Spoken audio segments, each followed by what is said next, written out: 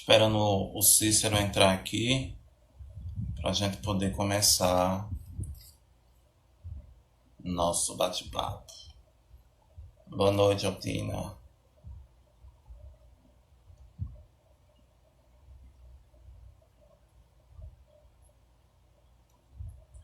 Deixa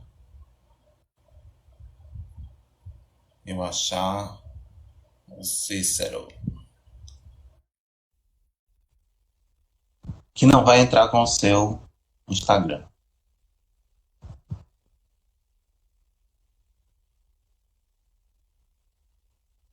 Boa noite, Samuel.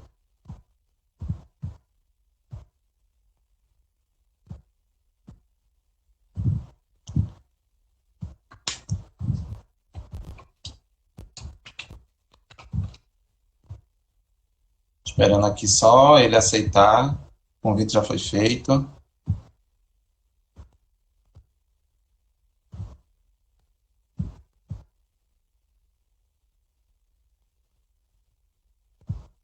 Deixa eu só ver aqui. Hoje nós vamos falar de Alagoas, sua história, aproveitando a semana de comemoração dos 203 anos de emancipação política.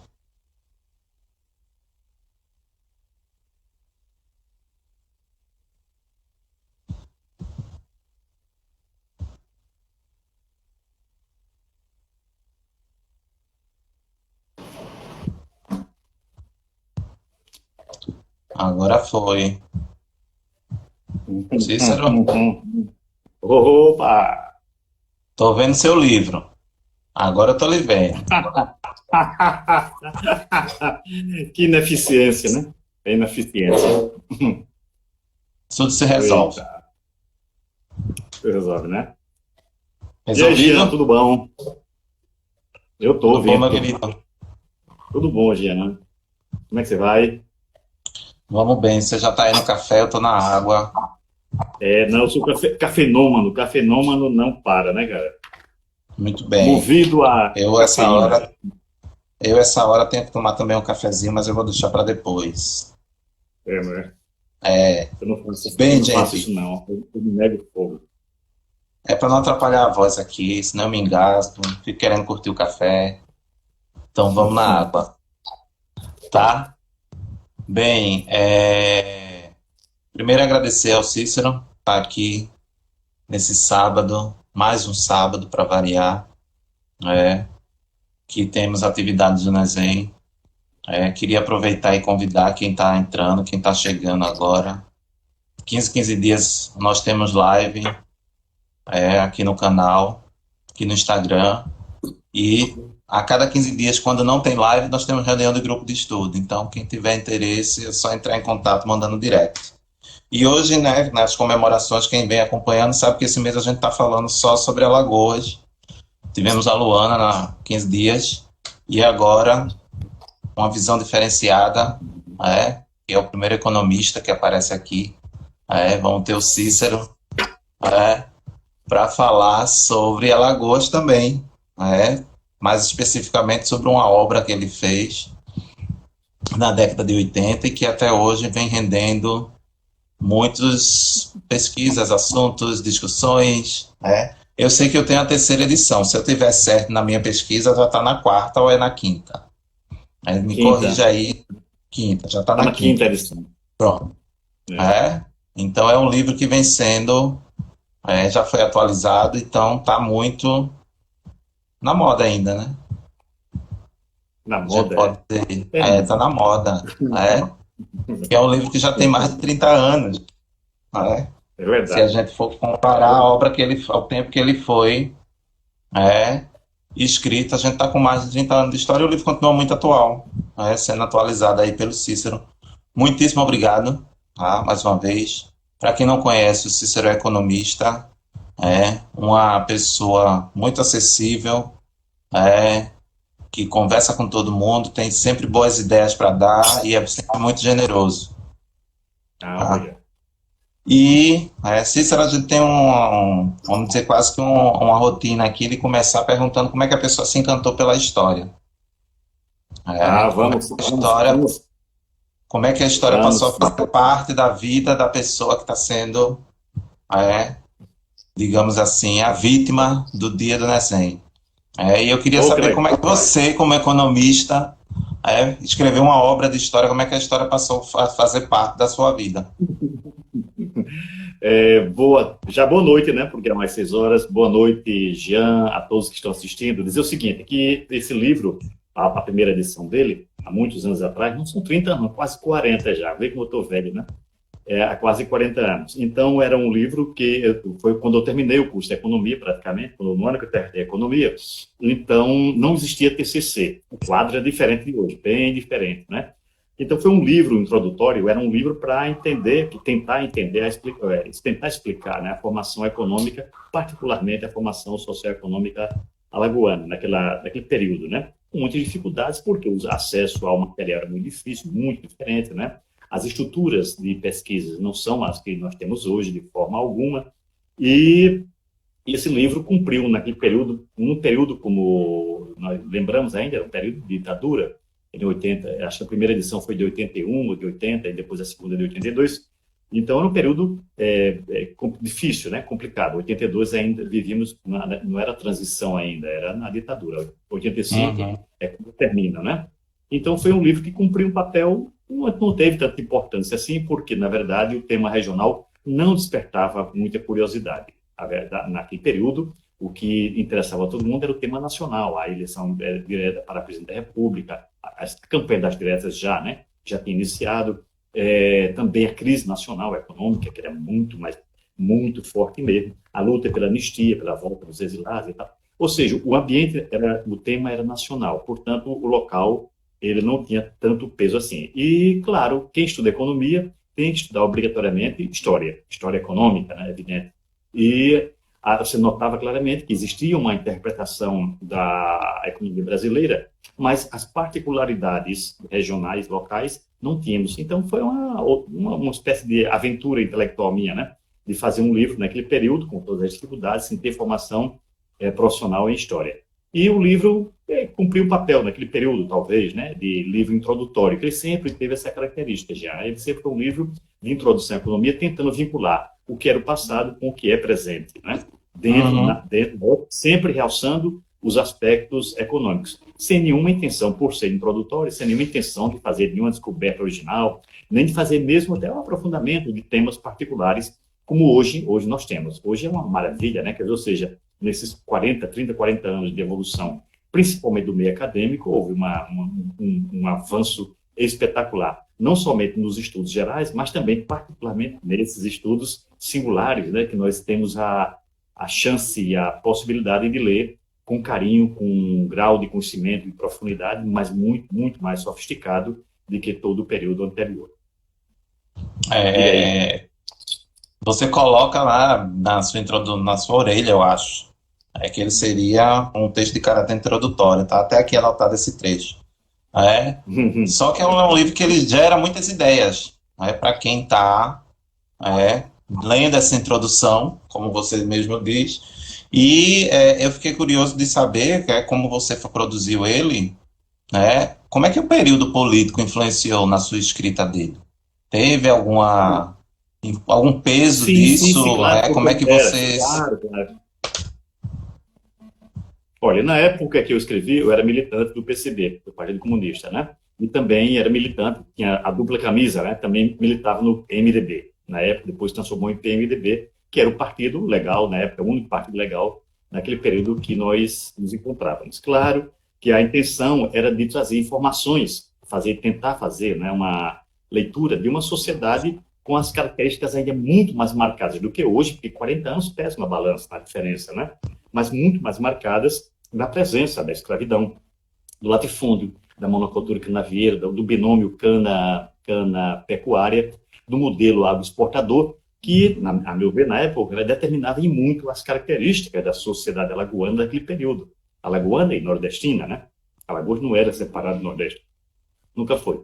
Então, a intenção também era essa, de fazer uma leitura política, mas política não no sentido de fazer um manual de história alagoana baseado nos fatos políticos, não. De tentar resgatar esses elementos constitutivos, estruturais, né, da sociedade alagoana e tentar ligar isso aqui. E esse foi o primeiro aspecto. Quando passa esse período, que o livro deixa de ser interessante, deixa de ser buscado e procurado, né, nos anos 80, 90, há uma perda também de preocupação de centralidade, pelo menos, dos estudos regionais, que só serão retomados com vigor e muito recentemente, ou seja, de 10, 15 anos para cá. É que há uma retomada muito forte, principalmente decorrente do papel das duas universidades, da UNEAL e, principalmente, claro, mais ainda, da UFAL. E aí retoma com muita força, né? Com muitos bons textos, com boas revisões, ou seja, um resgate de elementos históricos e fez com que a história regional, a história lagoana,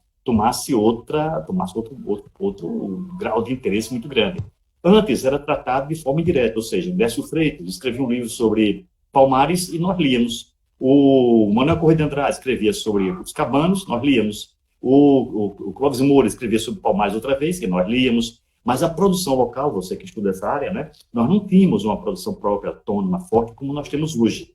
Ela ainda é suficiente, ela é muito limitada ainda, né, para as nossas demandas. Mas o salto que foi dado nesse período é extraordinário, né? Então, o papel do livro naquele período foi esse, né? E agora é diferente. Agora, como professor de economia, desde 86, né, que eu sou professor de economia da UFAL, então havia um interesse muito grande de quê? De vincular e trazer para os alunos informações sobre o processo formador alagoano, porque é impossível já ensinar economia a um menino, a qualquer estudante de alagoano, e assim também em Pernambuco, em todos os estados, sem você conectar essa realidade com a qual trabalhamos hoje, sem os elementos do passado. Todos, todo e qualquer, tudo, para qualquer coisa.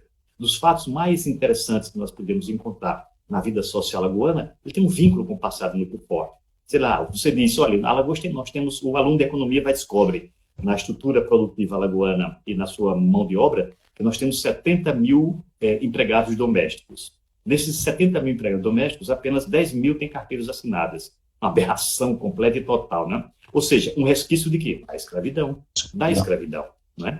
Então, nenhum elemento da sociedade alagoana hoje pode ser compreendido sem essas informações da formação social e econômica alagoana. E foi isso que fez com que eu retomasse em 2015, né? Fizesse uma nova leitura, praticamente foi um esforço de atualizar o livro, mas o retorno já é diferente. O retorno foi muito maior dessa vez, não é? A terceira edição saiu em 15, a terceira em 16, ou 17, a quarta, né? A quinta edição saiu no ano passado e já está praticamente esgotada à espera da sexta edição. Isso demonstra o quê? Que esses estudos regionais tomaram um impulso, uma força, uma presença, todos eles, né, geram um interesse muito grande, que faz com que nós tenhamos essa possibilidade, a partir do curso de economia, né, porque eu sou economista, eu não me propus fazer um livro para historiador, claro que não sou louco, né, mas um livro genérico, grande, no sentido painel, né, um painel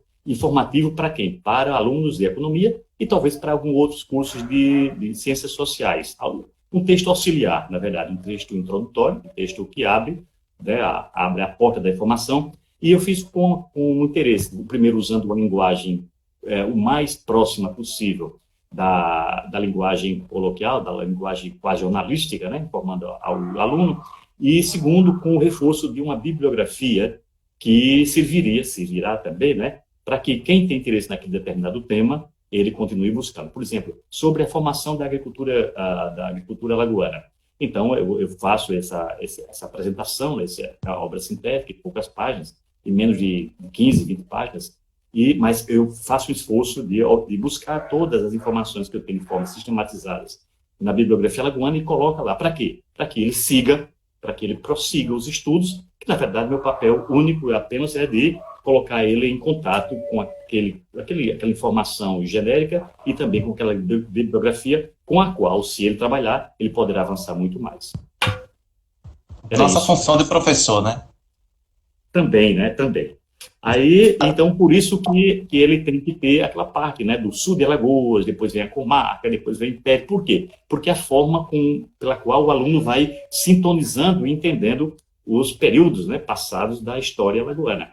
Da história alagoana centrada, evidentemente, quando todo mundo que acha isso, né, que é um livro com muitas informações, principalmente na área econômica, né, mas que remete, para caso de interesse, né, do tema, para a literatura mais sofisticada, mais avançada, com teor mais complexo, com a qual ele poderá trabalhar elementos muito mais ricos, né, muito mais informativos, com maior profundidade, como são as obras hoje publicadas pela EduFal, da sua história alagoana, também aquelas coleções que saíram pela Uneal, as republicações, que é outro fato interessantíssimo, Jean. Muitas obras foram reeditadas.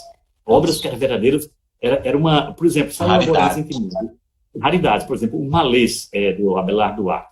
Era um livro que, para você acessar, tinha que ser amigo de alguém que abrisse as portas de uma biblioteca determinada e tirasse lá aquele livro quase secreto, né? Um livro cult, né? As pessoas sabiam que existia, mas não tinham contato com ele. E hoje, e a imprensa oficial vem, faz uma edição, todas as pessoas passam a ter acesso a um texto que era um dificílimo acesso. Imagine em 82, é muito, né? Basicamente, eu fiz com livros da biblioteca da UFAL, Biblioteca Pública do Estado, e coleções de amigos e pessoas conhecidas que me acessavam, que facilitavam a minha vida para ter acesso a esses trabalhos. Agora não. Em 2015, por exemplo, eu fui a Penedo e lá encontrei uma biblioteca da Fundação Casa do Penedo, né? Na época, isso, o criador estava vivo ainda, né? E você tem uma surpresa, todas aquelas obras que estão ali públicas, com acesso, como também teve na Fundação Teotônio Vilela, obras que você, em 82, eu não podia ter acesso porque não tinha onde encontrar, era difícil, era uma coisa quase que, era difícil, em síntese, né? Então, facilitou muito a reedição desse livro de 85, para estudar com mais acuidade, com mais rigor, os períodos da nossa história, vinculando sempre, insisto, pela ótica econômica. É ótimo. Eu acho que, como você bem está descrevendo aí, ele é um livro que vai trazendo várias partes da história de Alagoas, ao longo de vários períodos, e vai dando ideias. Quem quiser se aprofundar, pega aquela ideia e busca aprofundamento lá na bibliografia. Mas falando desse aprofundamento, antes da gente pensar nele, tem todo mundo sabe aqui que Alagoas foi parte de Pernambuco, que é isso que você começa o livro, explicando essa formação territorial, como é que se deu esse povoamento, e depois Alagoas passa a ser comarca, e aí a gente já está no século XVIII. Como é que a gente pode pensar o papel de Alagoas, seja ela comarca ou não, antes da emancipação política, dentro de Pernambuco? Porque muito se escuta falar, por exemplo, não, Alagoas abastecia Recife, que aí servia para abastecimento também de navios negreiros que iam para a África com o fumo que saía daqui. Para além disso, como é que a gente pode detectar essa importância desse Alagoas para esse Pernambuco nesse período colonial? Isso.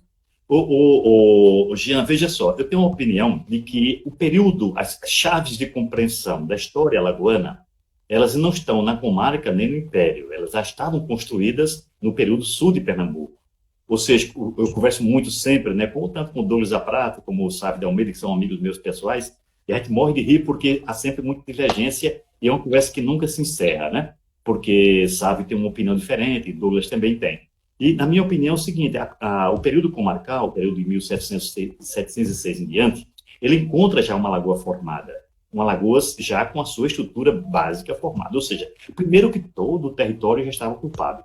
Veja bem, a Sesmaria de Mata Grande é o fim de Alagoas, é lá na fronteira do sertão, né? Fronteira com Pernambuco, Bahia, a Mata Grande. E Mata Grande já era Sesmaria em 1658, ou seja, bem antes da comarca, já era, portanto, para Alagoas alcançar Mata Grande, ou seja, para a colonização alcançar Mata Grande, é porque basicamente todo o território, excetuando Palmares, estava todo ele já ocupado. Segundo ponto importante é que a guerra contra os índios já estava encerrada em 1706, né? Os índios já estavam derrotados e já estavam aldeados, porque a Junta das Missões chega aqui também na metade do século XVII, 1650, por aí. Portanto, a guerra com os índios já está definida. Guerra com Palmares também, a guerra com Palmares termina em 1695, portanto, antes da comarca. Tudo é antes da comarca. A invasão holandesa, quando chega aqui, que encontra Alagoas com seus engenhos, com suas fazendas de gado, né? O gado é famoso, o gado alagoano é famoso todos os relatórios, todos os registros, falam que Alagoas, o sul de Alagoas, era um fornecedor grande e forte, né, da parte mais dinâmica da capitania de Pernambuco, o eixo Olinda-Recife. Portanto, o sul de Alagoas já tem essas características de ocupação territorial, do final da guerra com os Palmares, do domínio da guerra, de extermínio e de controle dos índios. O território todo era ocupado, as sesmarias já estavam distribuídas, não existia mais espaço. Quando a gente pega o Ivan Fernandes Lima e vê a ocupação territorial de Alagoas, em 1706 já não tinha mais espaço para novas sesmarias, já estavam todas elas ocupando o território, né?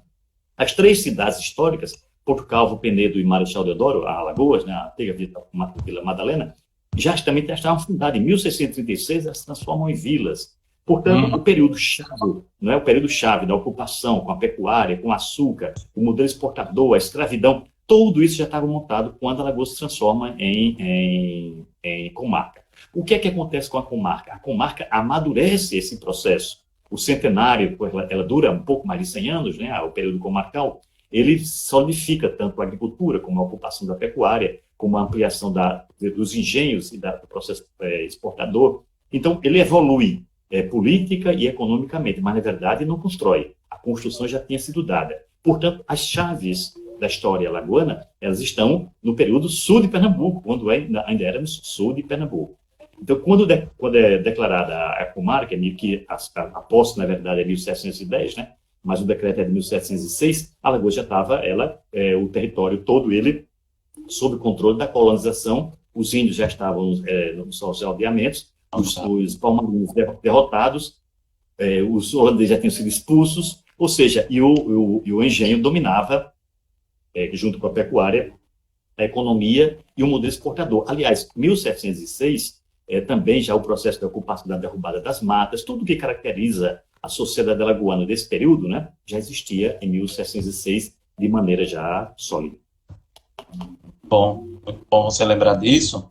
E eu fiquei pensando aqui como é que essa formação territorial, todo esse conjunto de elementos que você traz, vão estar sendo consolidados depois no século XIX. Como é que isso se consolida, mas a gente vai chegar lá.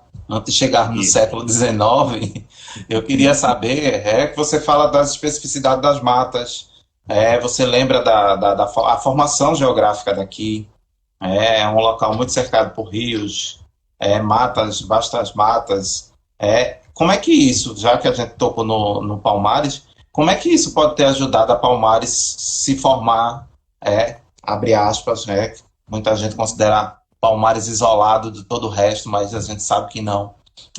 Como é que essas matas, esses rios, a natureza, vamos dizer assim, ajudou a formar esse Palmares? Como é que você vê essa influência, isso? Olha, veja bem, o Gian, tá ouvindo bem, né? Dá para ouvir bem? Tô. A geografia alagoana, ela participa da nossa formação de maneira, as matas, né? Participam de maneira muito ativa, não somente no período da invasão holandesa e da ampliação, né? Naquele período da holandesa, a Palmares cresceu muito, muito fortemente, né? Com a desestruturação do período do holandês, a República dos Palmares cresceu muito naquele período, o quilombo, né, cresceu muito. Mas a mata não só participava daquilo ali, não. Por exemplo, os cabanos também. Os cabanos, a Revolução Cabana, né, a insurreição cabana, ela é uma insurreição também a partir da população das matas do norte de Alagoas, que, aliás, formam uma camada, né, A primeira camada é Palmares, a segunda camada é que tem os cabanos, e hoje a parte mais forte do movimento dos sem-terras, né, das ocupações da reforma agrária, também acontece na mesma área onde aconteceu o primeiro Palmares e depois os cabanos.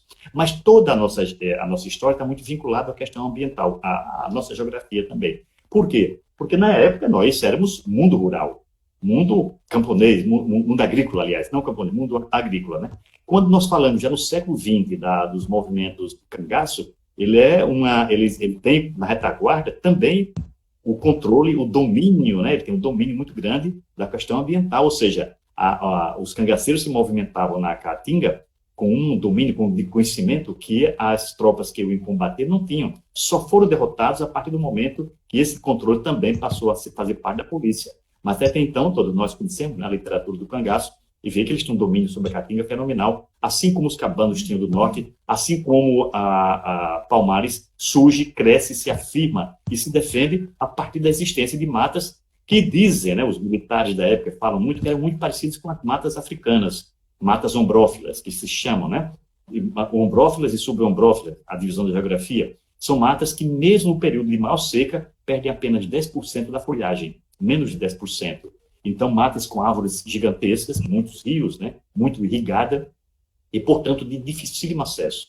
Quando os portugueses descem ali na Barra Grande, em Maragogi, e olham para a mata, eles não conseguiam entrar naquela mata, não sabiam, não conheciam, né, era outra ecologia. Então, a forma de entrar era pelos rios. As matas, eles nunca conseguiam entrar. Eles tocavam fogo, faziam coivara em maneira ampliada. Portanto, a nossa geografia tem essa característica, ela tem uma relação muito forte. Portanto, a história ambiental de Alagoas também é uma história para ser escrita, Jean.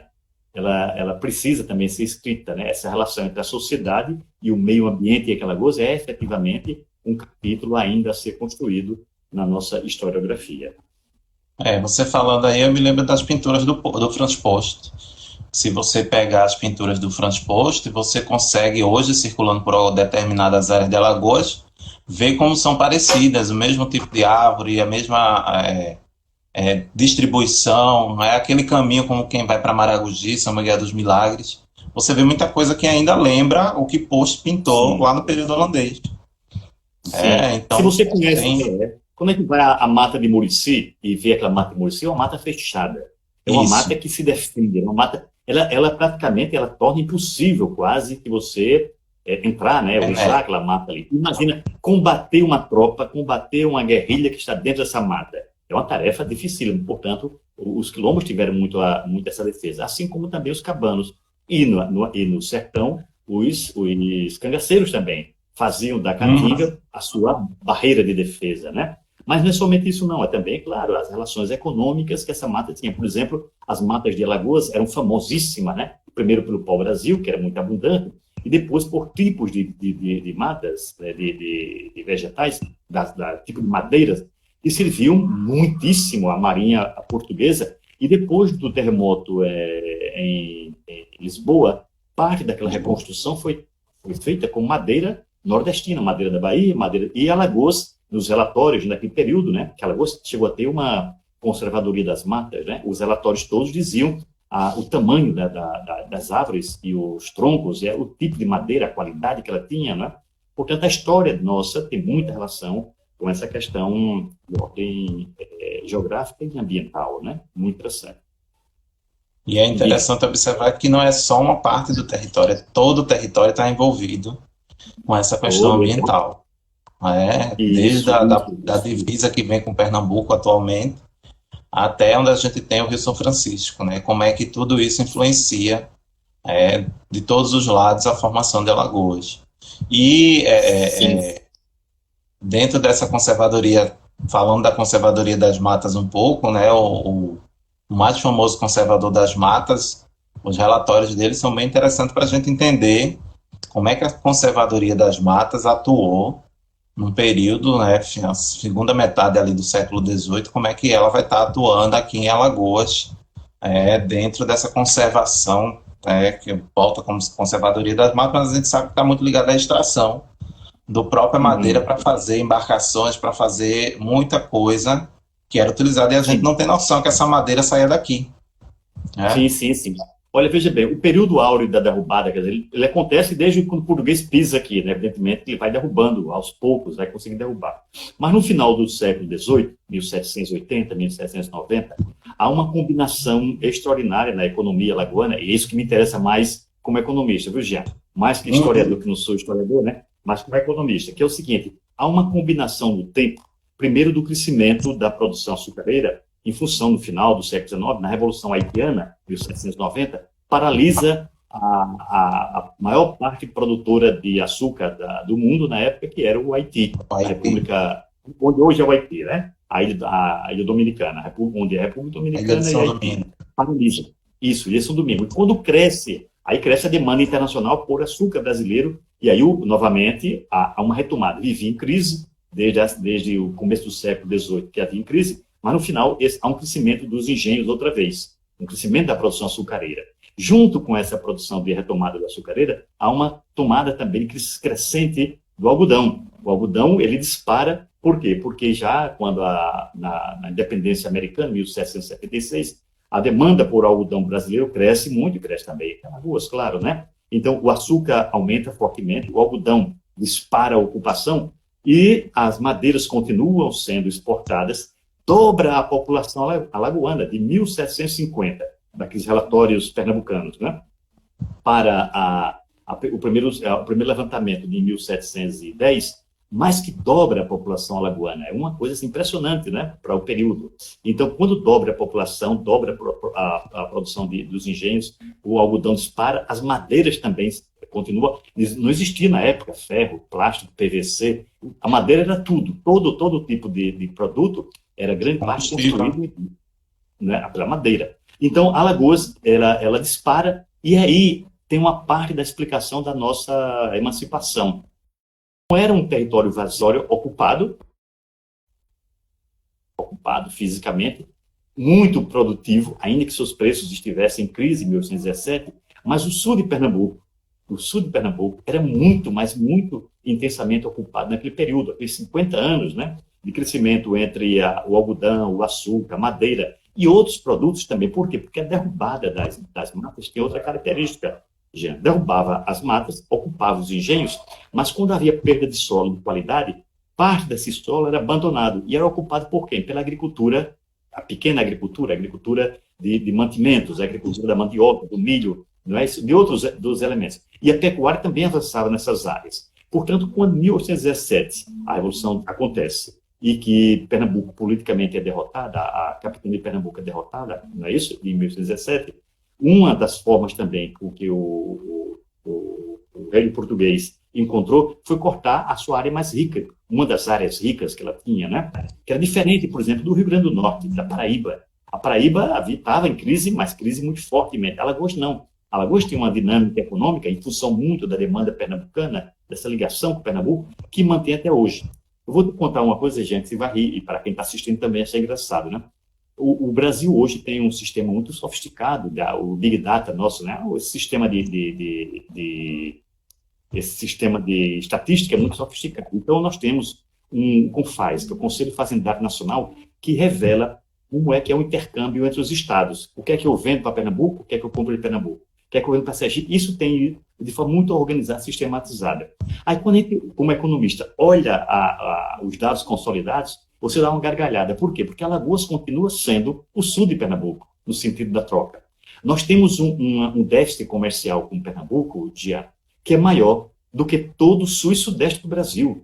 Ou seja, apesar da economia brasileira estar centrada no sul e sudeste, o nosso déficit comercial, o que nós vendemos, o que nós compramos, gera por ano 5, 8 bilhões de reais em déficit, né? Revelando como o domínio português, o domínio pernambucano persiste mesmo após a emancipação, a república, o final da escravidão, o final do império. Por quê? Porque são relações construídas ao longo de séculos, né? Nós continuamos muitíssimo vinculados a Pernambuco. E quando você fala isso para um aluno de economia, e ele não vai entender apenas, é por isso o papel da história, da disciplina de história, né, que ele tem que conhecer. Não é apenas a estatística atual, não é como se fosse um tema de 2017 para cá, 18. Não, isso é algo que vem já de séculos sendo construído.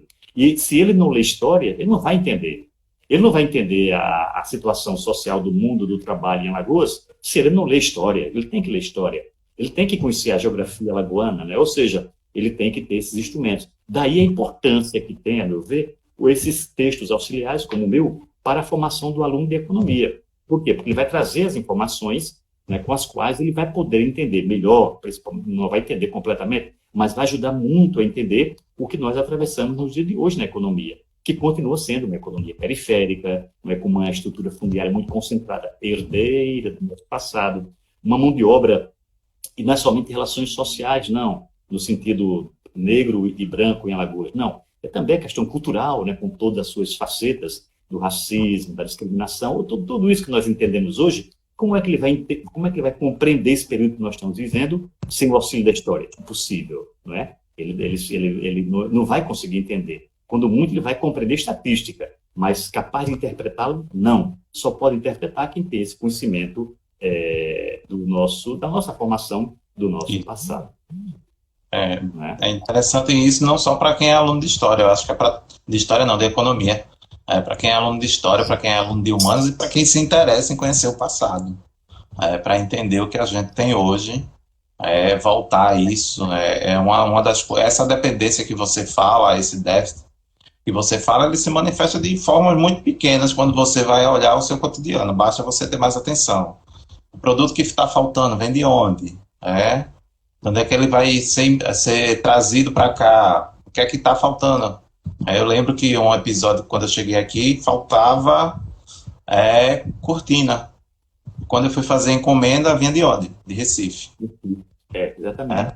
Então, essa relação persiste, né? E nós temos outras características também. Temos questões particulares, é verdade, né? Mas os nossos vínculos regionais são muito fortes, não é? Muito, muito fortes. Então, quando você lê a história de Pernambuco, a economia pernambucana, mais que a baiana, mais que a sergipana, então traz elementos interessantíssimos para entender a vida atual nossa. Eu comprei um livro uns dias atrás, e recebi já, né? Apesar do correio estar em greve, que se chama A Fênix e o Atlântico. É um livro que eu estou lendo agora. Eu não posso parar de ler esse livro sobre Alagoas, primeiro porque eu tenho esse compromisso com o livro Formação Histórica, que eu tenho que estar sempre atualizando, né?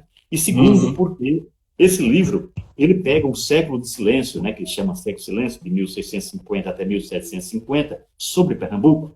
É um livro super interessante, e inclusive a apresentação é do Evaldo Cabral, né, Evaldo Cabral de Mello, do Gustavo Aceli Lopes. Então, o que tem de informações sobre Alagoas é super interessante. E tudo que tem nesse livro de informações sobre Alagoas, por exemplo, o papel do fumo, do tabaco, né? O tabaco como instrumento do intercâmbio da escravidão em Costa da Mina, na África. Então, Alagoas exercia um papel muito importante como produtor de fumo para trazer escravos para cá. Fumo e super engraçado, cachaça. Né? A cachaça. Exatamente. Né? Isso mesmo. Então, você vai vendo que sem entender esse processo, sem entender essa parte da história, fica muito difícil você compreender por que é tão importante o tabaco. E o tabaco também explica a importância da agricultura familiar, hoje chamada familiar.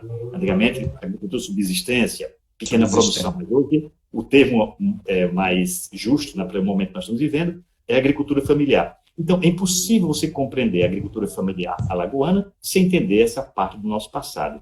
Daí que eu insisto muito sempre, Jean, tem que ler os trabalhos. E um outro prêmio desses dias foi um livro de uma senhora lá de União dos Palmares, né? Que ela fala sobre a ocupação das terras do quilombo dos Palmares pós-derrota de Palmares. É um tratado, é um livro que é um tratado, é um livro com 400 páginas, com uma documentação extraordinária, né? Chama-se Genizete de Lucena Sarmento. E eu estou sempre tentando me atualizar. Eu estava comentando com você que 15 dias atrás eu assisti a live da Luana, né? Que é autora de um livro extraordinário para mim, né? Como leitor. Livro, ademais de trazer muitas informações, é muito bem escrito, né? Um livro gostosíssimo de ler, na minha opinião, né? Evidentemente, com tudo que nós temos por frente. Então, essa produção intelectual, como a sua, como aqueles textos sobre a Alagoas colonial, tem, claro, lacunas gigantescas aí em Alagoas ainda na nossa historiografia. Não somente a questão ambiental, mas, por exemplo, a guerra contra os índios, a política dos 2 primeiros séculos, ela ainda é insuficientemente tratada, né? Então, precisa retomar, eu acredito, esses temas, né, que são temas fundantes, né, para a compreensão do nosso presente.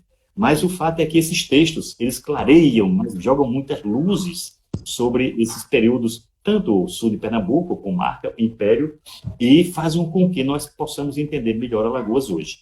Então, o meu papel, na verdade, eu não sou historiador, né, é de um economista que tenta utilizar bem o instrumental da história, da historiografia. E levo sorte porque eu posso oferecer aos alunos textos de uma qualidade extraordinária. Por exemplo, saiu um livro sobre o Porto de Jaraguá, uma dissertação de mestrado, né, foi publicado, com um volume de informações, com mapas maravilhosos, que quando você coloca isso nas mãos de um aluno de economia, eles sentem o encanto da força da história, né? e que nós temos que ter mais isso, né? Ou seja, não basta ler, como nós vimos sempre antes, as obras do Manuel Deg Júnior, ele lia que é o Buenas Alagoas, como quase fonte única de informação sobre a nossa economia. Hoje não, hoje você tem não é isso? Muitos você amplia, você conseguiu ampliar, ao longo dos últimos anos, você conseguiu ampliar a gama do que você lê, sobre pesquisas específicas de Alagoas e indiretamente, como você falou, a pesquisa aí do Gustavo Accioli, que trata desse fumo, que você vê com a relação do fumo que saía daqui e chegava na costa da mina, da cachaça que era produzida aqui, que chegava lá, desses elementos que faziam o comércio escravo estar funcionando. Dentro dessa relação. E você vê que Alagoas não era um local isolado, Alagoas estava inserido no comércio atlântico. É bem interessante a gente estar pensando isso. Diga. Perdão. Não, e no âmbito local, há um deslocamento que eu acho muito interessante para os historiadores, que foi uma conquista muito grande, que é o deslocamento do eixo Instituto Histórico, que predominou do século XIX até o final do século XX, praticamente, ele hegemonizava o que era historiografia em Alagoas. E vem a pós-graduação e a graduação, História, o NEAL, o FAO, e desloca completamente. Hoje, a produção historiográfica de qualidade, o Instituto perdeu completamente aquele papel que tinha antigamente de editar, determinar, de ser um elemento que trazia, através das suas revistas, de suas publicações, o que seria História de Alagoas. Não, toda a revisão ela é feita a partir do âmbito da pós-graduação. Então, e essas publicações, numericamente ainda, a meu ver, insuficientes, mas já expressiva, né, que fazem com que o Instituto hoje seja apenas o depositário da documentação. Não é mais um instrumento de elaboração do discurso e do pensamento, e ou seja, da formatação do que é a historiografia alagoana. Já não há mais o crédito que tínhamos antigamente. Não é? Então, essa nova produção, para nós, economistas, é uma suprema maravilha. Por quê? Porque ela traz capacidade de compreender o passado e explicar o que é hoje. O que é hoje, né? Por que nós não temos uma indústria forte em Alagoas? Né? Por que essa dependência até hoje do gado e do açúcar? Né? Então, o aluno que não tem esse conhecimento, eu digo aluno, mas todas as pessoas, toda a cidadania, né? Que não tem essa informação, ela sofre muito com isso, muito, né? Ou seja, difícil você compreender um processo se você não entende ele não entende ele ao longo desses 3, 4 séculos de história da nossa terra. Então, eu acredito que é por isso que a pós-graduação está de parabéns nesse aspecto, não é, Jean? Ela cumpre um papel, ela exerce um papel fabuloso, né? Aliado, claro, a reedições de livros clássicos, a publicações de autores não alagoanos, de textos que vêm de fora. Por exemplo, o Evaldo Cabral de Melo traz muitas informações sobre Alagoas, o Manuel Corrêa de Andrade, o geógrafo, mas nós temos que constituir, evidentemente, já estamos constituindo, né, um conjunto grande de produtores e intelectuais que são capazes de interpretar, de trazer novidades, né, e, claro, fazer essa ligação com os grandes autores, como o Dirceu Lindoso, o Luiz Sávio, né, o Douglas e outros muito mais conhecidos, mas que essa interação faz com que nós, economistas e cidadania em geral, tenhamos um ganho extraordinário. É interessante você falar isso, porque a gente tem que lembrar que não adianta só trazer algo como se fosse a última novidade, né? É preciso ver historicamente o que é que aconteceu e levou aquilo. Uma boa fonte, dialogar com os clássicos, seja lá para questioná-los, seja lá para atualizá-los e mostrar que tem coisas novas que estão surgindo, que estão aparecendo aí. Na pós-graduação, tem sido um elemento muito importante disso ao longo dos últimos anos, né? A pós-graduação em História, da qual faço parte, não só de História, de Arquitetura tem trazido muita coisa, de Economia tem trazido muita coisa, então são elementos que a gente vai juntando e constituindo uma nova historiografia para Alagoas. E aí, aproveitando essa nova historiografia, tem uma pergunta que eu queria lhe fazer, você já falou um pouco, mas eu queria que a gente aprofundasse. Como é que esse passado escravista marcou essa economia que a gente tem hoje aqui em Alagoas? Olha, ela marca, a meu ver, não é? Ela marca na economia, porque, claro, a construção de Alagoas seria impossível, o que nós temos hoje construído, né, de sociedade, seria impossível sem a presença africana. Foram eles que levantaram tudo, né? Rigorosamente todos.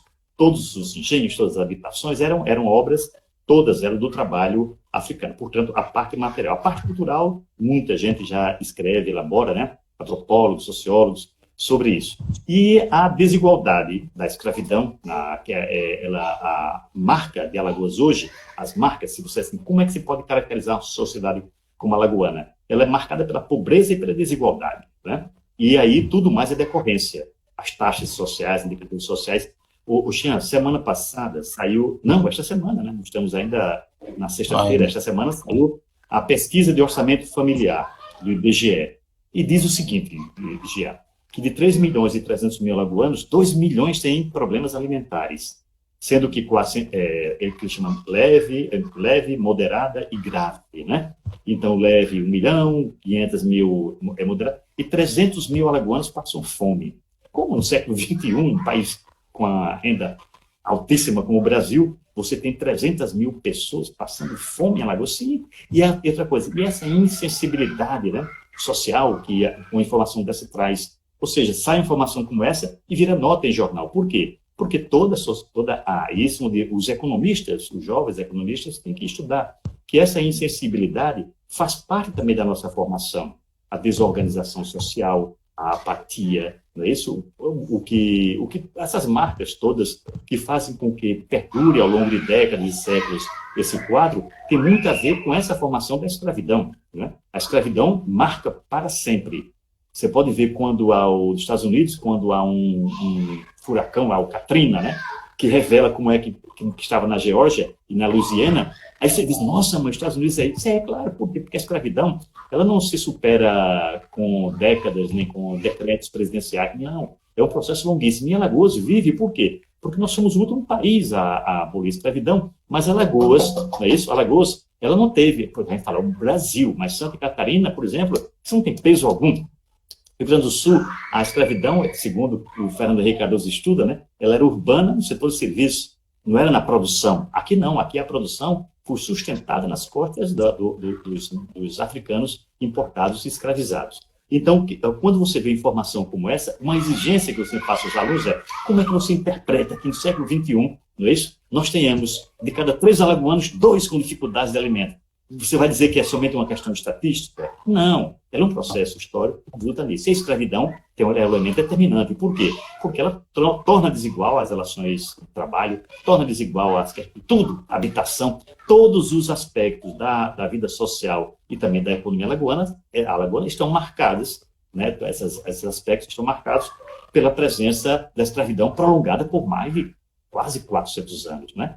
Então, 400 anos, né, que é 4 séculos, né, do século XVI ao século XIX, ela teve uma presença constante. E, repare bem, mesmo sendo oficialmente abolida, os seus resquícios, a sua herança, né, o seu patrimônio delegado às gerações futuras, foi muito forte, é muito forte ainda, né, muito. E quando a gente pega os dados do IBGE hoje e vai analisar as relações sociais e renda, a gente vê o disparate que é ainda, né, o salário do negro na mesma função que um branco, ainda hoje, no século XXI, né? Ou seja, e a gente não pode naturalizar isso. Claro que não pode ser natural.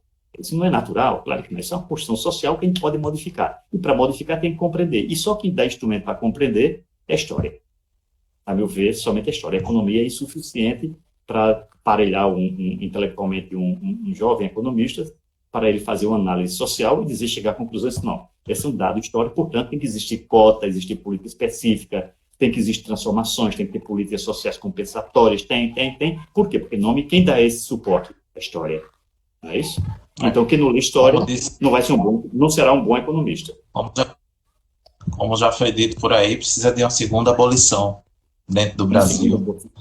Exatamente. Para a gente estar tentando sanar um pouco desses problemas que foram relegados, ou legados para a gente, no caso, que ficou delegado por conta de uma escravidão tão perversa que a gente teve aqui, e que vem sendo descoberta, vários estudos estão surgindo aí, e estão mostrando como é que esse escravizado, que fez parte desse passado, ele não era somente um elemento que fazia o trabalho, ele fazia parte dessa sociedade, e isso deve ser trazido à tona, né? Ele não é só uma mão de obra que está lá para trabalhar, ele também influencia.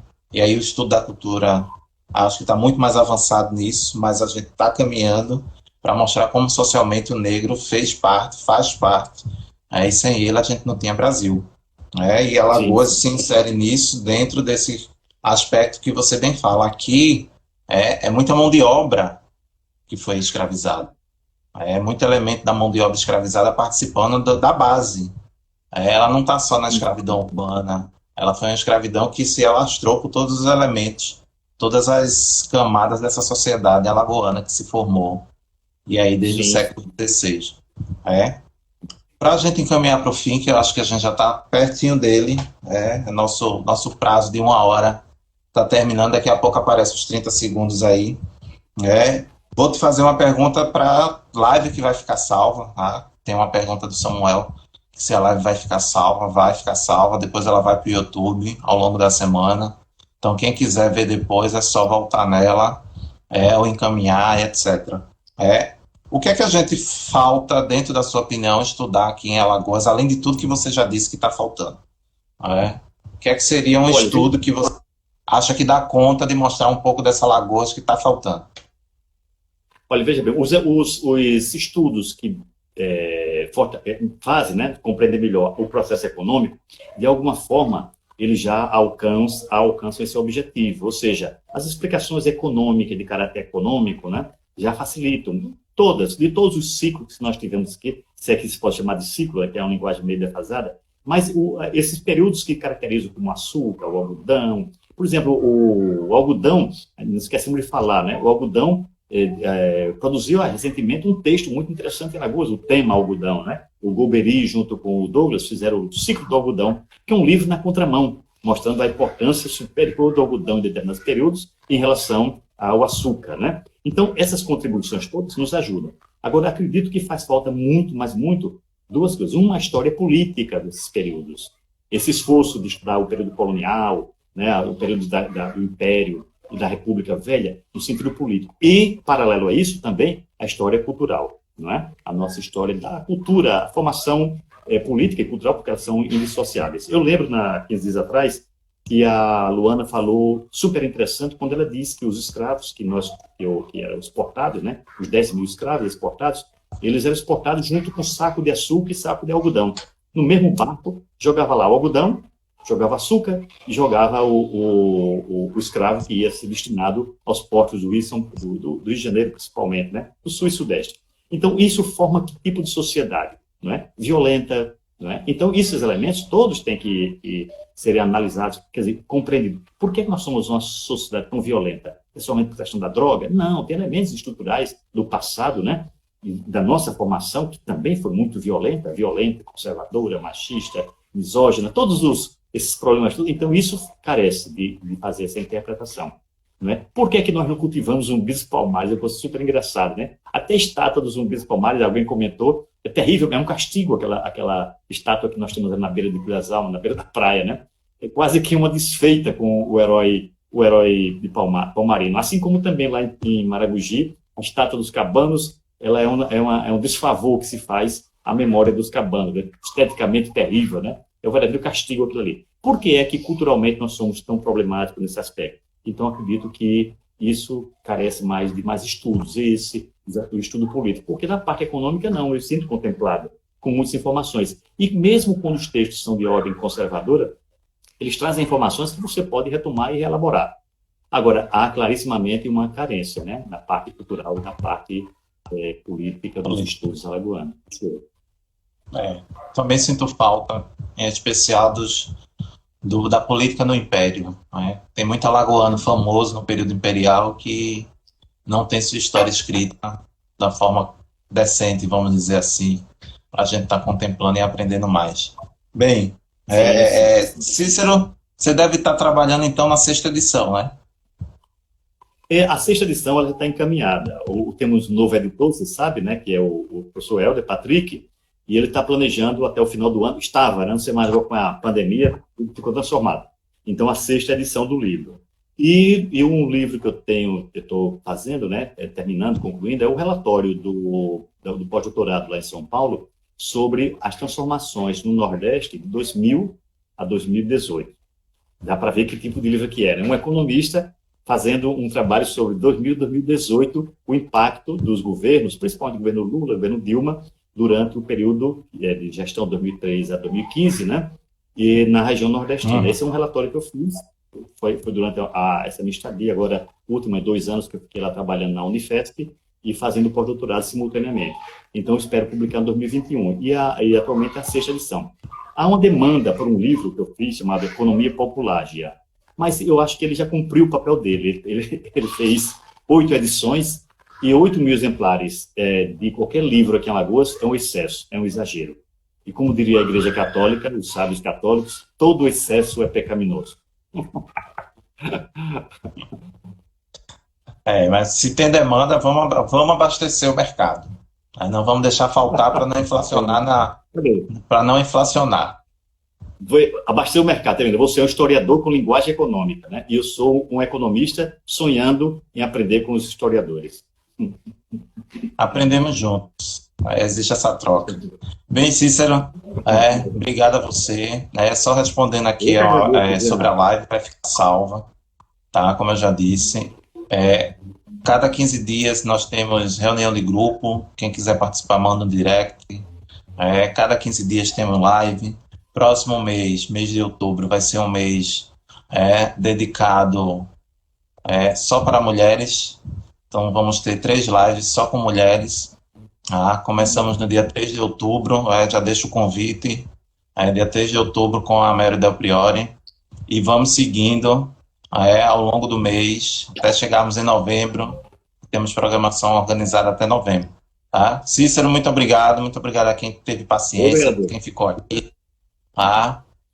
E mais uma vez, precisando, é só mandar um alô e estamos aí para nos ajudar. Legal, obrigado mesmo. Da mesma forma, um abraço bem grande e um abraço para quem está assistindo. E até a próxima. Tchau, tchau. Né? Até. Tchau, tchau. Tchau. Até.